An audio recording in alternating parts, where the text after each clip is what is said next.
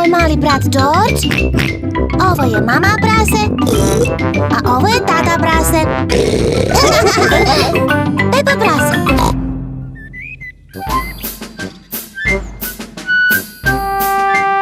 Muzički instrumenti.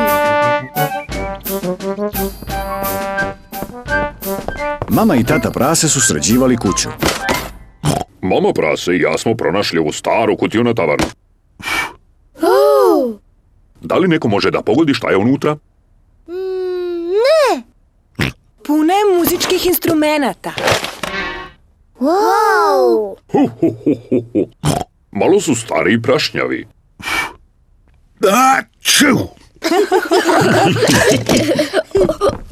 Ovo je violina na kojoj sam svirala kad sam bila mala. Mama, da li ti umeš da sviraš violinu?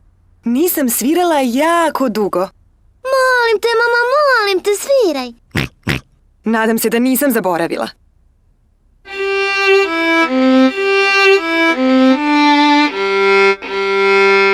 Bravo!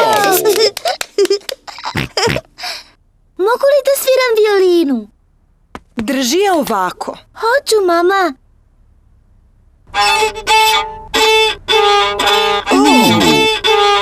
O Bože, mislim da ne bi tako trebalo da zvuči. George želi da pokuša. Drži ovako, George.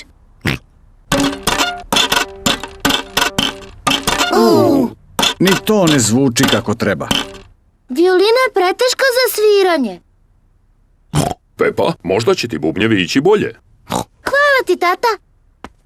To zvuči bolje. Pepa voli da svira bubnjeve. Ho, divno! Da, veoma lepo zvuči.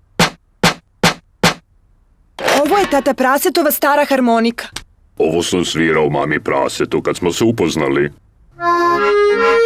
O, tata pras. Sećaš se te melodije?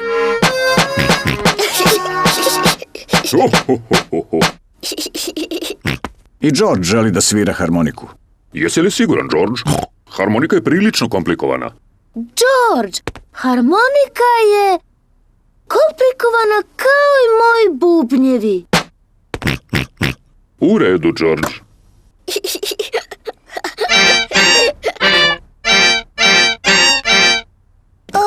Možda je George još mali da bi svirao harmoniku.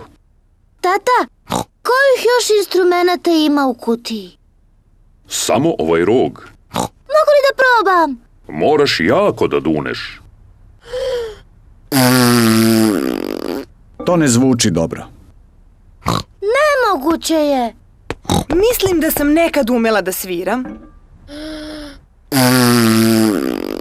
To stvarno ne zvuči dobro. Možda bi trebalo da pokuša neko jak i snažan kao što sam ja.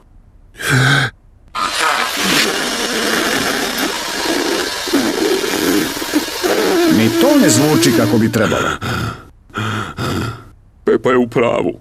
Nemoguće ga je svirati. Nema veze, tata prase. Samo se ti drži harmonike. Predivno je sviraš. Pa stvarno ne sviram loše. Bez obzira što sam to kažem. Ja ću da sviram svoju violinu. A ja ću da sviram moje bubnjeve.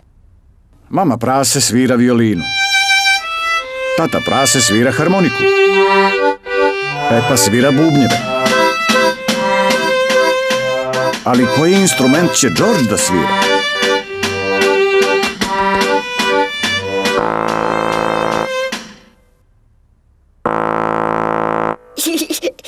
George duva u rog.